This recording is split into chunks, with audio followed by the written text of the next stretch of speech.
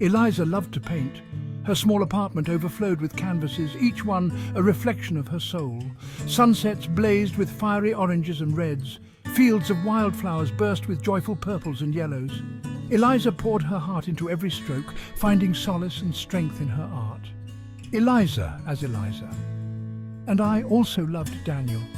He was a writer, his words painting pictures in the minds of his readers. We met at a local cafe, drawn together by our shared passion for creativity. He would read me his stories, his voice soft and melodic.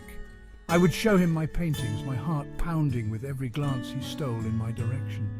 I felt a connection with Daniel, a shared language spoken through our art. Weeks melted into months, their friendship deepening with each passing day.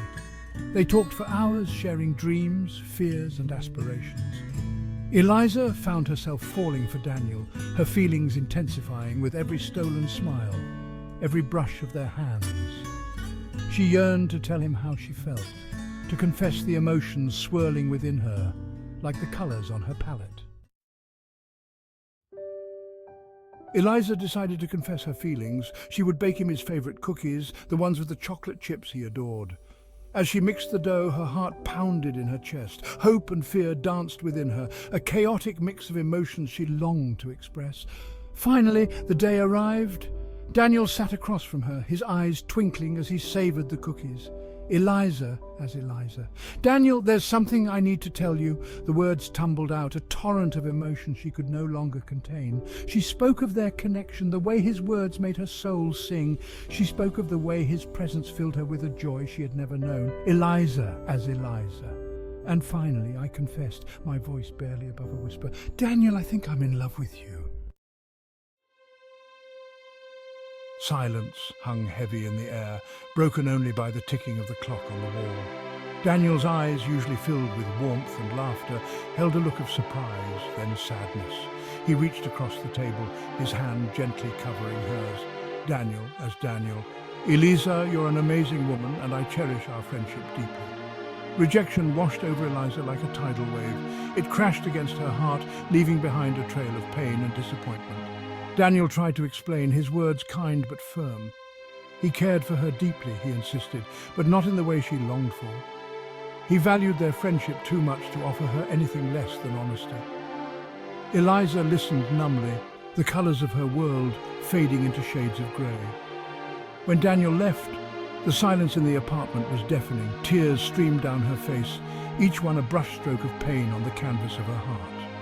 The cookies, once symbols of hope, sat untouched on the table, a bitter reminder of her shattered dreams. Days turned into weeks, and Eliza found herself withdrawing from the world. She painted less, her canvases reflecting the turmoil within her. Gone were the vibrant colours, replaced by sombre blues and greys. One afternoon, Mrs. Thompson, Eliza's elderly neighbour, stopped by. She was a wise woman, her eyes reflecting a lifetime of experiences. "My dear, you cannot let heartbreak extinguish your light. Your heart is a garden, and even the most devastating storm cannot destroy its ability to bloom again." Eliza confided in Mrs. Thompson, pouring out her pain and feelings of rejection. Mrs. Thompson listened patiently, her silence more comforting than words could ever be. When Eliza was finished, Mrs. Thompson spoke, her voice filled with wisdom. "My dear, sometimes the greatest act of courage is allowing ourselves to heal. Embrace your pain, but don't let it define you. Your art is your voice, Eliza. Let it speak the unspoken words of your heart."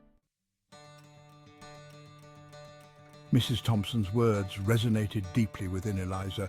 She realized that she had allowed her heartbreak to define her, to dim her own inner light. That night, Eliza picked up her paintbrush for the first time in weeks. The canvas stood before her, a blank slate awaiting her touch. As she closed her eyes, a wave of emotions washed over her. Pain, yes, but also a flicker of hope, a spark of resilience she hadn't realized still burned within her. "I can do this. I need to do this." And so she began to paint. She didn't shy away from the pain, but she didn't let it consume her either. She painted the storm, the darkness, the feeling of being lost at sea. But within the storm, she also painted glimmers of hope, rays of sunlight breaking through the clouds. A single bird soaring above the turbulent waves. She painted herself not as a victim, but as a survivor. Stronger, braver, ready to face the world with a newfound sense of purpose. Eliza painted until the first light of dawn crept through her window, her heart lighter than it had been in weeks. She had poured her soul onto the canvas, and in doing so she had begun to heal. Eliza's art began to attract attention. People were drawn to the raw emotion, the honesty reflected in her brushstrokes. Her paintings, once filled with sunny landscapes, now spoke of vulnerability, resilience, and the courage to love and lose. One day a man named Thomas visited her gallery.